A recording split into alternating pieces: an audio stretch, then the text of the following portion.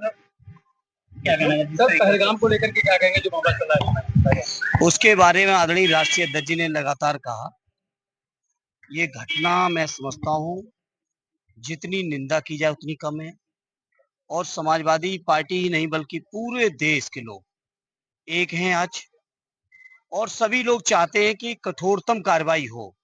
अब ये सरकार की जिम्मेदारी बनती है वो कार्रवाई करे। और आदरणीय राष्ट्रीय अध्यक्ष जी ने कई मौके पे इस बात को कहा है, सर्वदलीय मीटिंग में भी कहा है, प्रेस के माध्यम से भी कहा है। हम समाजवादी लोग देश के साथ है, सरकार के साथ है। सरकार फैसला ले और कठोरतम कार्रवाई करे। ये जो दुर्भाग्यपूर्ण घटना हुई है, इस घटना का मुंहतोड़ जवाब होना चाहिए। मंत्री ओम प्रकाश राजभर ने कहा कि पूर्व मुख्यमंत्री अखिलेश यादव की राजनीति जातीय जनगणना से डरी हुई है, इससे आप क्या कहेंगे?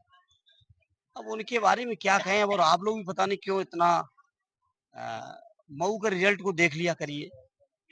और जहां तक जाति जनगणना का सवाल है, तो ये जनगणना जब सद्य नेताजी, सद्य शरद जी, आदरणीय लालू जी ने किस समय शुरू की थी, हम लोग भी कोई भी मौका मिला तो सदन में उन लोगों की बातों को सुनने का लगातार समाजवादियों की मांग रही है।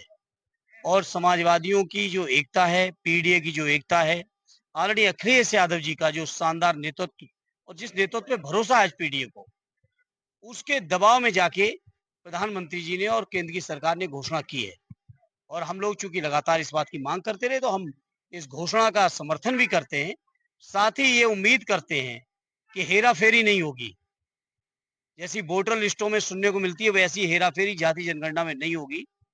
निष्पक्षता के साथ, सच्चाई के साथ ये जनगणना हो, ये पूरा पीडीए परिवार चाहता है, पूरा देश चाहता है। पहलगाम घटना के बाद में जिस तरह से समझौता को रद्द किया गया है, सरकार ने एक फैसला और लिया है जो बच्चे के बाद है उनको भी आयात किया गया। देखिए, सरकार के बारे में ये इस घटना के बाद पूरे देश के लोगों ने कहा है, हमारी पार्टी ने बहुत मजबूती से कहा है, सरकार जो भी कठोरतम फैसले लेगी हम साथ हैं। तो उसमें नहीं समझता कि किसी फैसले बेसिस के लिए कोई नई बात कहने की आवश्यकता है। अरे कोई लूट भ्रष्टाचार बोल दो यार। संविधान में कहा कि विधेयक के साथ अभद्रता हुई है, पगड़ी उछाली गई, क्या कहेंगे इसका? ये भारतीय जनता पार्टी के लोगों की हमेशा यही नियत रही है। आप सोचिए, ये केवल व्यक्तिगत तौर पर राकेश टिकैत साहब की ही नहीं, बल्कि पूरे किसान परिवार की, किसान समुदाय का अपमान हुआ है। और मैं समझता हूँ किसान समुदाय के लोग, किसान परिवारों के लोग कभी अपनी पगड़ी का अपमान बर्दाश्त नहीं करेंगे और जवाब देंगे। जहां बीजेपी के लोग राकेश टिकैत जी की पगड़ी उछाल रहे हैं, वहीं समाजवादी लोग जाके पगड़ी पहना के उनका सम्मान करने का भी काम कर रहे हैं। इस बात को पूरे देश और प्रदेश के लोग देख रहे हैं। वन नेशन वन इलेक्शन पे आप क्या सोचते हैं? ये पूरी तरह से भारतीय जनता पार्टी की तानाशाही फैलाने का एक षड्यंत्र का एक और हिस्सा है।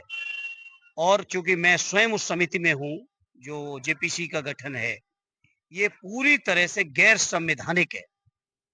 संवैधानिक तौर पर ये संभव ही नहीं। बाबा साहब ने जो संविधान बनाया, उस संविधान जो प्रावधान है, उन प्रावधानों का ये खुला उल्लंघन है। प्रांतों के जो हक, अधिकार, स्वायत्तता है, उसके ऊपर पूरी तरह से कुठाराघात है। और जो तर्क दिए जा रहे हैं वन नेशन वन इलेक्शन के, कोई तर्क वाजिब नहीं है, कोई तर्क लॉजिकल नहीं है। केवल बीजेपी के लोगों के पास जो उन्होंने वादे किए थे 14 में, 19 में, 22 में, 17 में, कोई वादा पूरा नहीं कर पाए। ये देश के लोगों के सामने से चर्चा को डाइल्यूट करने के लिए इस तरह की चर्चाएं कर रहे हैं। बाकी इस बिल में ऐसी कोई जरूरत नहीं है जो बिल आए। के साथ हर स्तर पर नाइंसाफी हो रही है। बिल्कुल हो रही है। मैं कहां से गिनाना शुरू करूं आपको? सेंट्रल गवर्नमेंट के पदों से गिनाना शुरू करूं, वाइस चांसलरों से गिनाना शुरू करूं, पीएसयूज में जितनी संस्थाओं में बड़े बड़े पद हैं वहां से गिनाना शुरू करूं, जितने भी देश के बड़े बड़े आयोग हैं उन आयोगों से शुरू करूं, या हर स्तर पर न केवल उनके हक अधिकार मारे जा रहे हैं, बल्कि जहां कहीं भी मौका मिल रहा है वहां अपमान हो रहा है। अगर हम बात करें इलाहाबाद की, तो वहां पे दलित नौजवान को जला दिया जाता है। बात करें हम आजमगढ़ की, तो आजमगढ़ में थाने के अंदर हत्या कर दी जाती है नौजवानों की। बात हम करें यहाँ अयोध्या फैजाबाद की, तो यहाँ की दलित बेटियों के साथ क्या हुआ। हर स्तर पर पीडीए के साथ अन्याय हो रहा है। वहीं हमारे नेता आदरणीय रामजी लाल सुमन जी को जान से मारने की लगातार धमकियां दी गई। आदरणीय राष्ट्रीय अध्यक्ष जी जब उनके समर्थन में उतरे, आदरणीय सुमन जी के समर्थन में, तो उनको भी जान से मारने की धमकियां दी जा रही।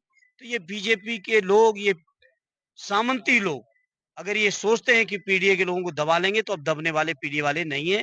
पूरी एकता के साथ पूरी मजबूती के साथ अपने मुद्दों पे लड़ रहे हैं और हमारी लड़ाई का ही परिणाम है कि इनको जाति जनगणना की घोषणा करनी पड़ेगी। पहलगाम घटना के बाद में आज लखनऊ के अंदर एक बड़ी बैठक हिंदूवादी एक धर्म संसद का भी नाम दिया, उसमें एक बड़ा निर्णय जो है देखिए, धर्म संसद की आवश्यकता नहीं मैं समझता हूँ पूरा देश जब एक है, कश्मीर से लेके कन्याकुमारी तक, हिंदू मुसलमान सिख ईसाई सारे लोग कश्मीर में जिस तरह से इस घटना के